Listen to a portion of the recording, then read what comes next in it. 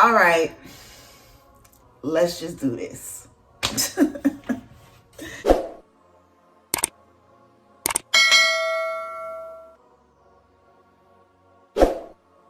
What's up, my little raggities? It's your girl, Raina Swan, and I am here to give y'all our nostalgic read of the month. So now that we're older, let's talk about Confessions of a Video Vixen by Corinne Steffens, aka Superhead. Now, I never had read this book. I was a little fast back in my day, but I had never had read this book. So I'm gonna try to give you guys, cause it's a lot. It's not a lot, but it's a lot. This will probably be like my last memoir type of nostalgic read, because this ain't no damn documentary channel. So yeah, let's just get into it. So Corinne Steffens was born August 24th, 1978. She was born in St. Thomas to her mother, who was alcoholic and she was abusive, and her father, who was absent. Now, if you leave it up to my imagination, I just think, her mama was a pass around, and her mama ended up getting pregnant by this man who owned several stores around St. Thomas, but he was from the US. So I think once the mama got pregnant, he dipped and he just came on back to the US. But I think her mom really didn't fool her, because she felt like, okay, if I have this baby, he gonna stay. But once she saw that that wasn't the case, she just resented Corinne and was like hella abusive and neglectful. So yeah, eventually her mom moved them to Florida, Tampa, Florida. And Corinne was really sad about that, because she isolated Corinne from her grandmother, who was essentially the only person that really cared about Corinne, who actually did nice things for Corinne. Like, she would buy Corinne pretty dresses and shoes, and Corinne was really, really smart, and everybody admired her beauty in St. Thomas. And her mom was I don't know if she was envious, but what else could it have been, right? So she moves them away, her and her siblings, moves them to Tampa, Florida, and she just treated Corinne bad. Like, it was picture day, and her mom just had her looking a fool. It was like a ball where the kids are supposed to dress up, and Corinne isn't used to like nice dresses and things, and she wanted her mom to buy her a dress. Her mom was like, I'll make you a dress, don't worry about it. So Corinne was like, okay. So her mom made her the most ugliest dress on purpose, just so she would look a mess. So eventually Corinne just got tired of the abuse or whatever, so she ran away and was just sleeping at different friends' houses and things like that, and like trap houses and abandoned houses and all these crazy things. And this was, I want to say, like around the age of like 10, when like all this was like, they moved and everything, right? Then one day her mom tracks Corinne down with the police, because her mom was looking for her. Like, girl, why is you looking for this girl? So you can continue to abuse her? I don't get it. Like, you're abusing her, so why are you looking for her? Anyway, so Corinne was like telling the officers, please don't take me back to this lady house. She's crazy, and I know if I go home, she gonna beat me. Either she gonna beat me or I'm gonna kill her, like, and you're gonna have to come get me again. So just like, can you please find out where my dad is so I can go live with him? So the officers were like, look, she told us where your dad lives. We're gonna send you to him, but you have to go back with her for the night. And she, told us she's not gonna put her hands on you. She promised us she wouldn't. And so Corinne was like, cool. So Corinne moves in with her dad. Everything's great, like her dad is, loving, she loves it there. Eventually, her dad starts dating some woman. The woman has a baby, and then all these other siblings start, popping up, and family members are starting to live with the dad. And so it's becoming a financial burden to her father. And she starts to like try to help him with like her sibling and like other little things, but it became too much for Corinne, and he started treating her funny. And so she was like, I gotta get out of here. So at the age of 16, she ran away. And one of the rules that her father had for that is like, once you leave, you can't come back. So she left and she started stripping. She took on the stage name Isette. Girl, where'd you get that name from? So she started stripping under the name of Isette. She met several other, girls. Some would take her under their wing. And this is where things really start to take a turn for Corinne. One day, Corinne was hired to dance at a private party. So she pulls up to the house, and the rapper, Kool G Rap, he opens the door. She's like, oh my God, I've seen him before, And immediately he attaches himself to her, and he's like, you're mine. This is it. We're together. And they just became inseparable. And at the age of 17, she is married to this man. She's, dating this man, and they're in like this abusive relationship. And then, she turns 18 and they're married, and he's still hella abusive, and she ends up pregnant. Now, mind you, during this time, she had gotten pregnant before, but she was like losing her babies. So, she prayed to God, like, God, please, if you could just let me carry to term, I will, do better. Like, this will give me reason to leave this man for good, because they would go back and forth. Like, he would abuse her, she would leave, she would come back, all the horrible things. So she gets pregnant, and, she carries the baby to term.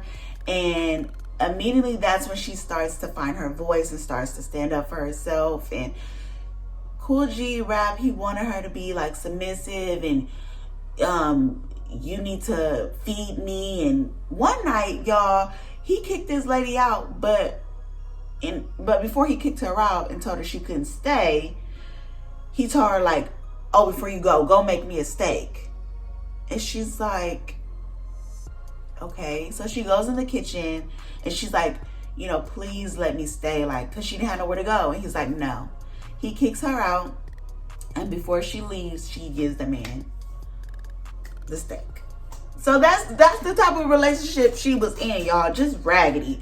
So eventually she leaves him. She runs off with her baby, and that's when, life for her in Hollywood starts to begin. She meets a manager, Chuck D, and he is fully aware of, the situation she got going on with G. And he helps her. He takes her in, introducing her to people in Hollywood that can help her elevate. And during this time, Corinne was doing like little odd jobs. She was, working as a apartment leasing agent, and she was working like as a car salesperson. Like, she was really trying to live, a normal life. But once she saw like the glitz and glamours of Hollywood, she wanted more. Also during this time, Kool G Rap, he was not helping her financially. Like, she was basically on her own. So while this man is not, financially helping her or whatever, she moves 4 blocks away from him. Why? I don't know. I don't know. Don't ask me. I don't know. She moved 4 blocks away from this man. So as she is hanging, more in like the Hollywood scenes, and she's realizing like, I can't do this with a baby on my hip. Like, I gotta think of something. Tell me why this lady pulls up to Kool G Rap's home, where, he's now dating some other girl and whatever. And he's standing outside, talking to his homeboy. She gets out the car with the baby car seat, puts the baby down in front of him, runs off, dips in her car, and drives off. Leaves her baby there. Just, let's keep going. So now, you know, she's, you know, in Hollywood, and she meets rapper Ice-T, and Ice-T is a trick. Like, he gives her money, he, you know, is paying all her bills, and, you know, they just have a cool relationship, friendship, nothing serious, but he's basically just giving her money or whatever. And, you know, one day she sees rapper Ja Rule on TV, and she's like, yeah, I want him. So later that night, she goes into the club, and lo and behold, Ja Rule is there. She's eyeing him, giving him the sexy eye, like, you know, and he's looking at her like, and so they just looking at each other. And eventually he approaches her, and, you know, he's there with another girl, but he don't care. So he approaches her, and, you know, they kind of have an exchange, and then the girl he with is like, excuse me. And so he like, oh yeah, my bad, whatever. So he walks off, leave Corinne, her little thirsty stuff. She grabbed her little piece of paper or whatever, and she, you know, walked by him and kind of like puts it in his hand on the low. And, you know, they just keep in contact. So for, you know, several months, her and Ja Rule are talking, but their schedules don't align just yet. They're just, you know, talking, not texting, because child, this was like way back then. But, you know, they was communicating. And so eventually she goes to pick up her son from her, you know, from his bald-headed daddy. And she realizes, like, her son is unkept, and he has a rotten tooth, and he's drinking Kool-Aid from a bottle. Yeah, who did you think you was leaving your child with, ma'am? That's neither here nor there. So one day she is hanging with Chuck D, and she meets musician Fred Durst, and she just immediately, you know, wants to be with this man, and he's, you know, they exchange contact information, and yada yada yada. Corinne would date anything with a post with a little bit of money at this point. So yeah, eventually she meets up with Ja Rule, and she gave him that Glock for $1,000. And she just said that it was so good to him that while he was laying on his back on the bed, he threw his legs up and was holding his ankles. Not the ankles. I don't even want to imagine Ja Rule laying on the bed with his legs open.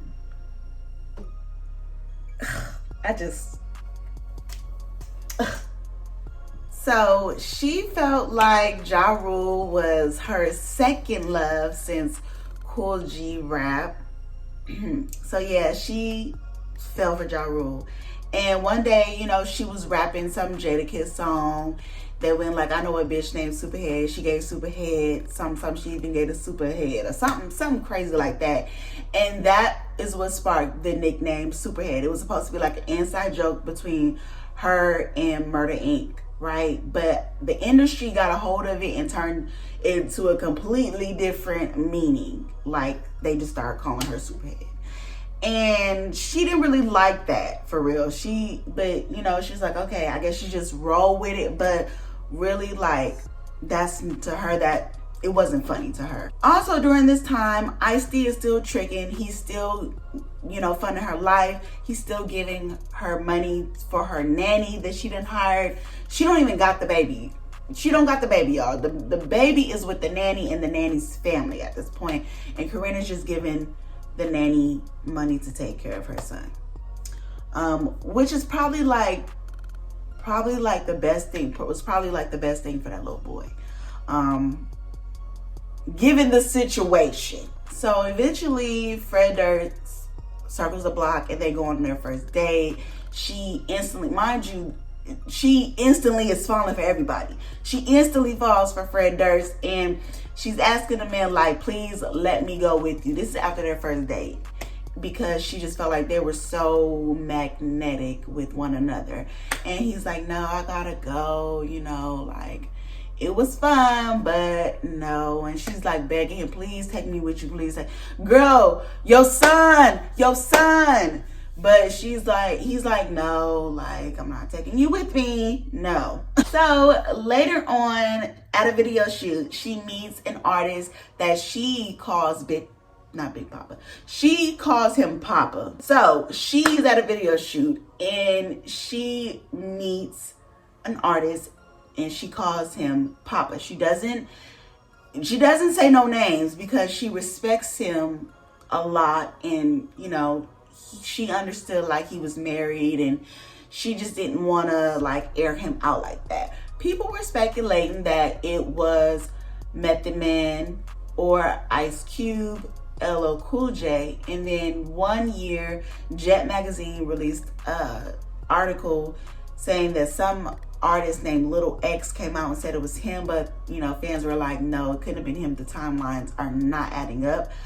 I did my own little digging and I don't think it was Method Man, because Method Man did not get married to his wife until 2001.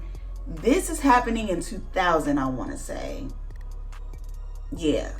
So I personally don't think it was Method Man, but I don't know.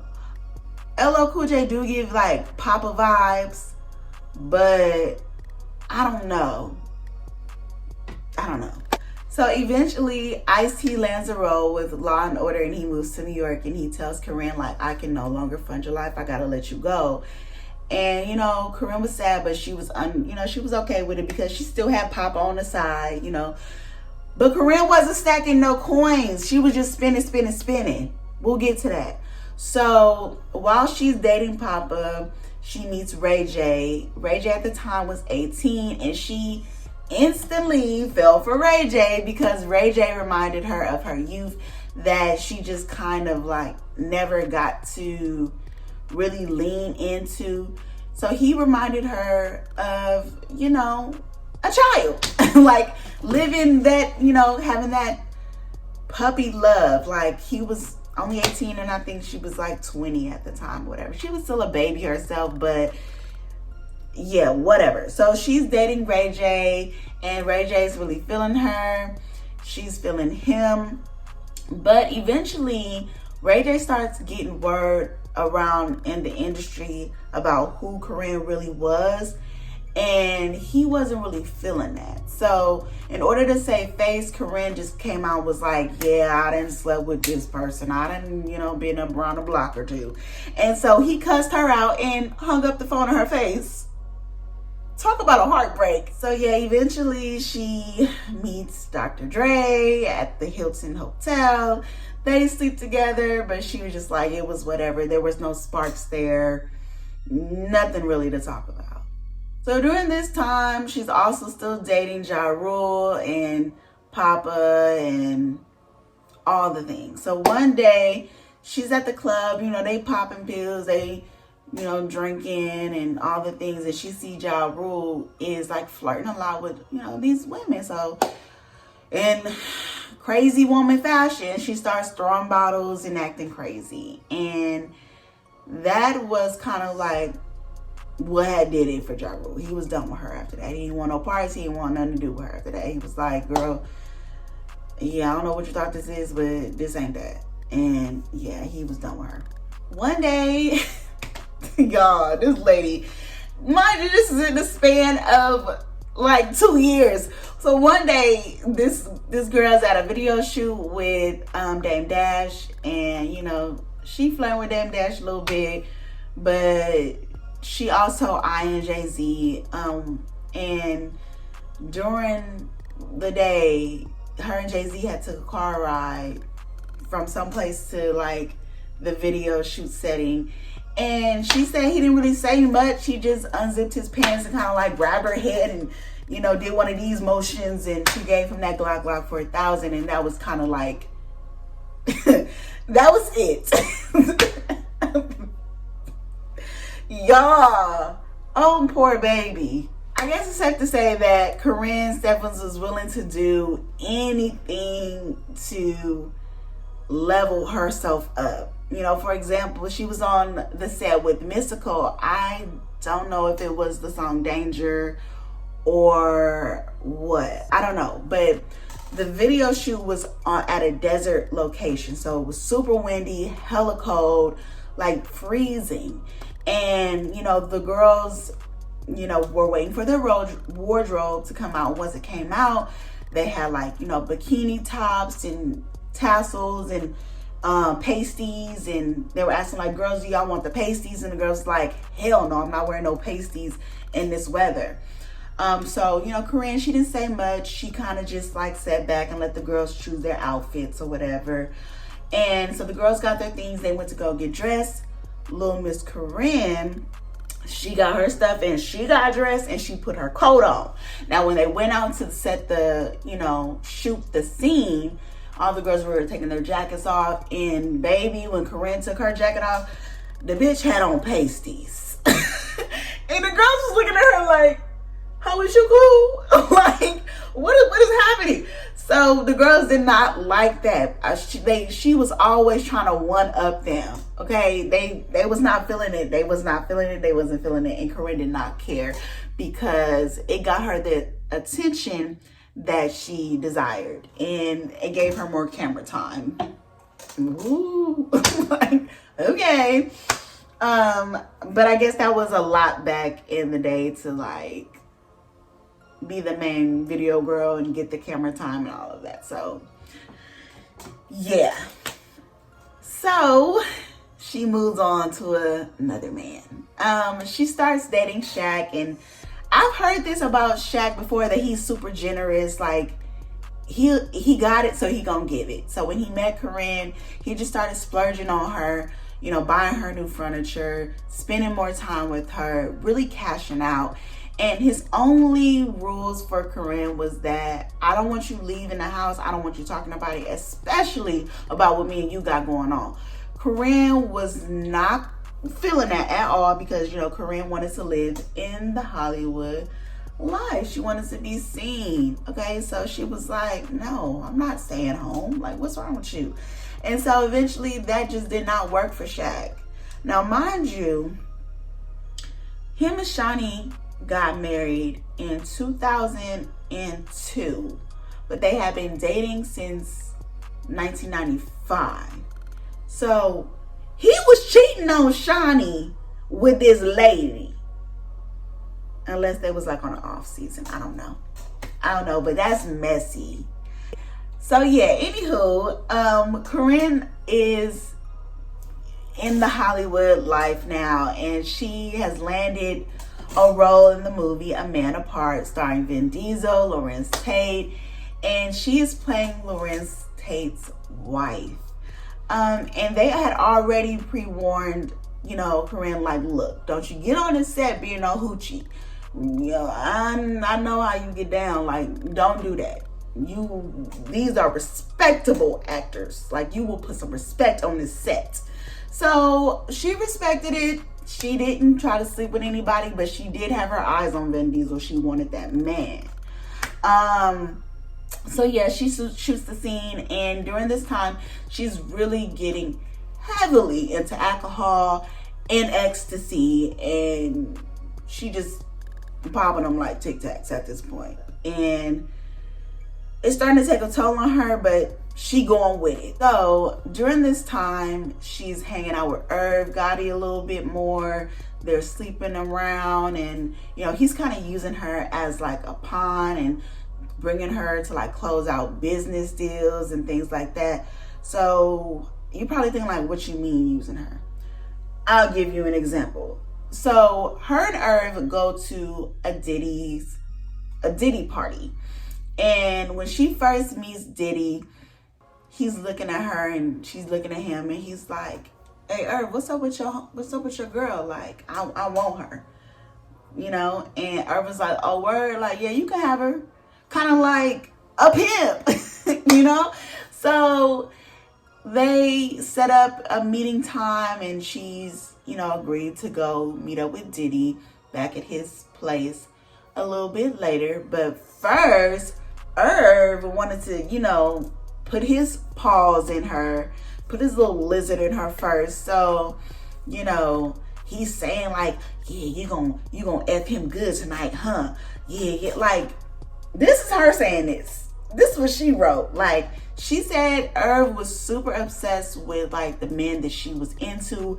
He wanted to know like how they were built, how they got down. He wanted to know all the tea. So, after they finished doing what they were doing, she went to go see Diddy. And they slept together. She said, it was average, and Diddy was very kind and he was gentle.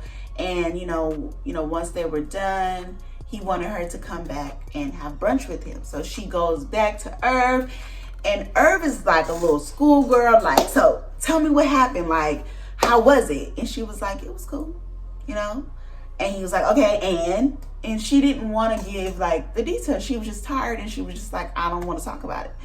This man gets irritated and he gets so annoyed. And once he finds out that Diddy wants her to come back for brunch, he really like flips his lid and was just really like nasty to her. Like, are you okay, Irv? So during this time, her addiction has gotten worse, and money is going out. More money is going out than coming in. Her son is still with the nanny, and it got so bad to the point that she eventually did run out of funds. And so she returns home to a eviction notice on her door, and her car is repossessed, and she was trying to find money from somewhere. So she calls Shaq, she calls Irv. They both tell her no. And mind y'all, she only needed $2,000. They both tell her no, so she began to call other men that she had connections with, and they all told her no. Now, you mean to tell me all the coochie this lady done gave y'all, and y'all couldn't give her $2,000? What? What?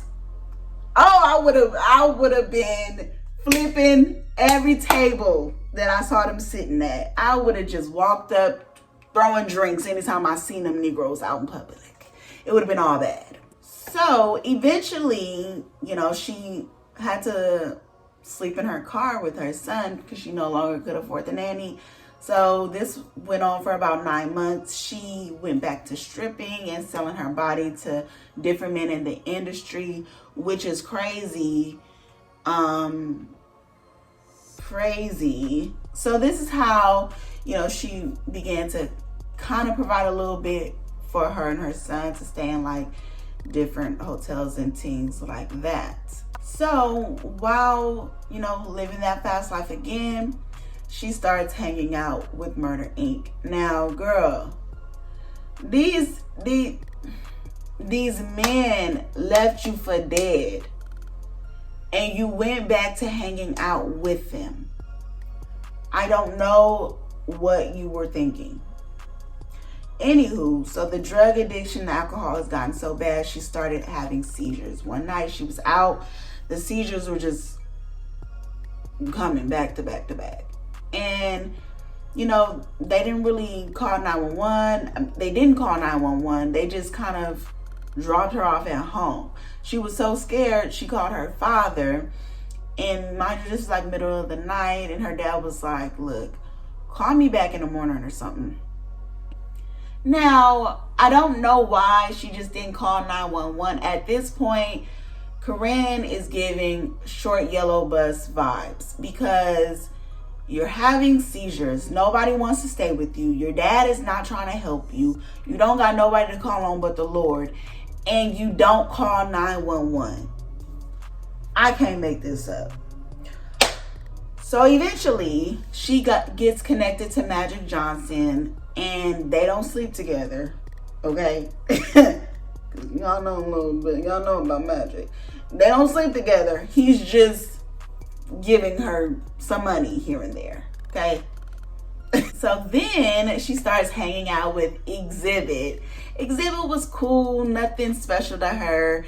One night, he takes her to Diddy's New Year's Eve party. Now, why she didn't tell that man her and Diddy used to have a little something going on, I do not know. They show up at Diddy's party, and as soon as Diddy see her, he start flipping out. Like, you know, he grabbed her by the arm. He like, look, check this out. I don't want what me and you had going on to get out. I need you to be cool. I need you to be chill. Then he goes over to Exhibit, and they have a little sidebar conversation. He's like, look, you need to stay away from her. She gonna have you on camera somewhere with some fingers up your ass. And Exhibit's like, whoa, what do y'all got going on? So Exhibit pulled her to the side, and he like, what you do to that man? And she's like, I don't even know what he's talking about. Corinne, why is you playing? You know exactly what that man is talking about. So anyways, Diddy didn't kick them out. They just go on to have a cute little night or whatever.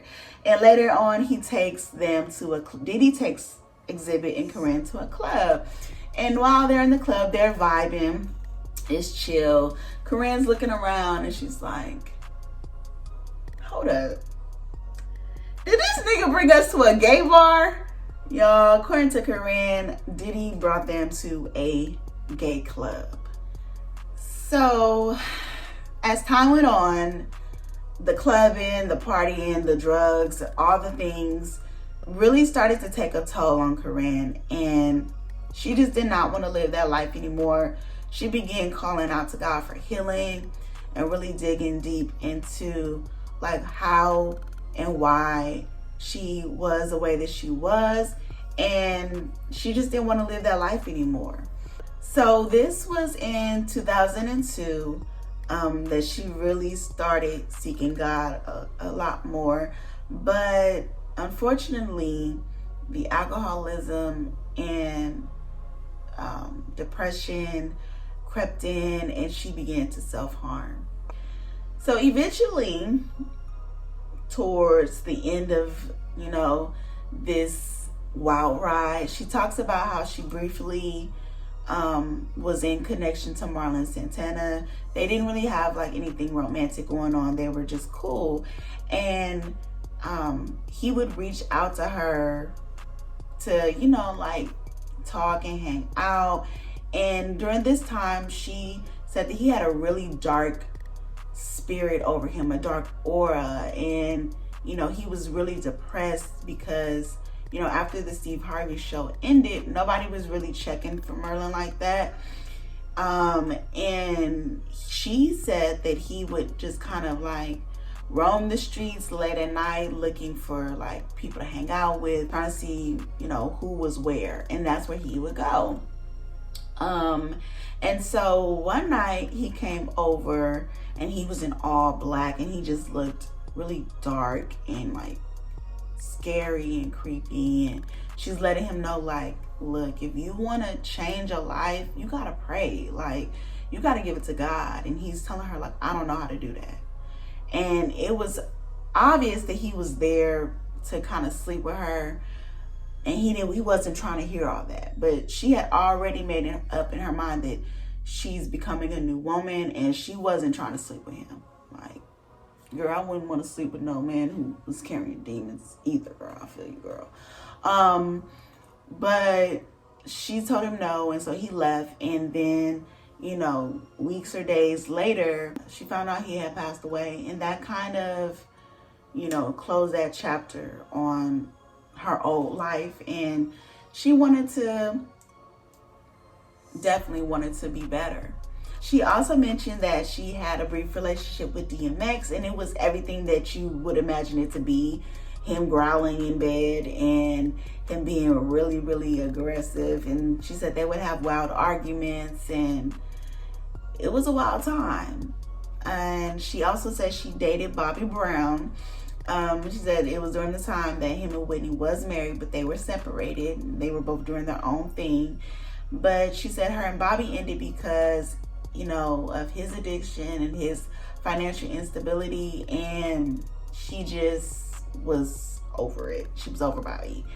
And surprisingly, this was really shocking, she talked about, you know, talking to Usher for a little bit.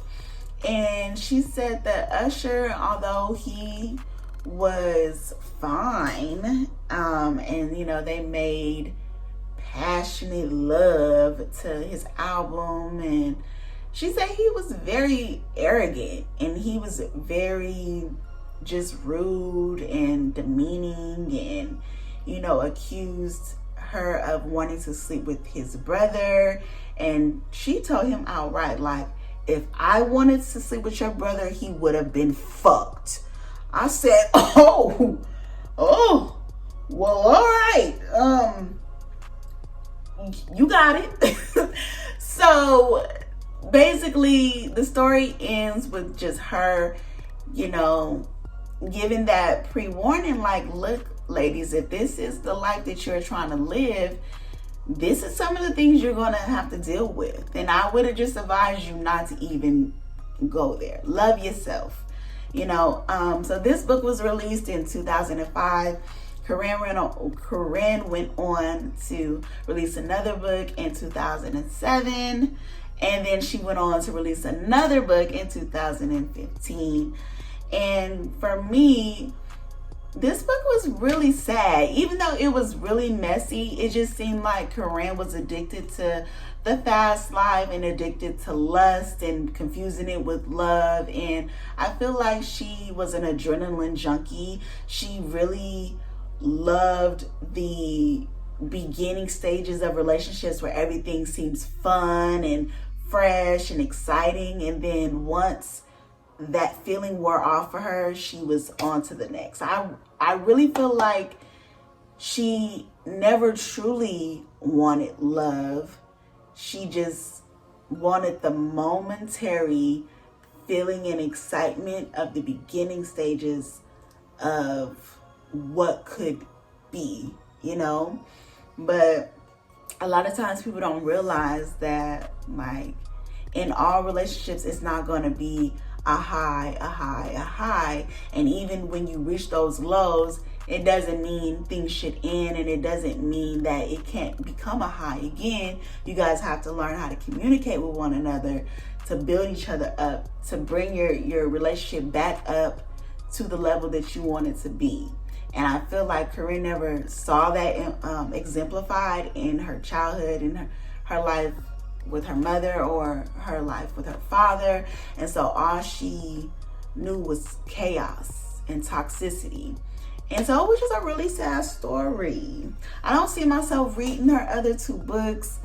But yeah, what y'all think about Corinne and all the men that she encountered?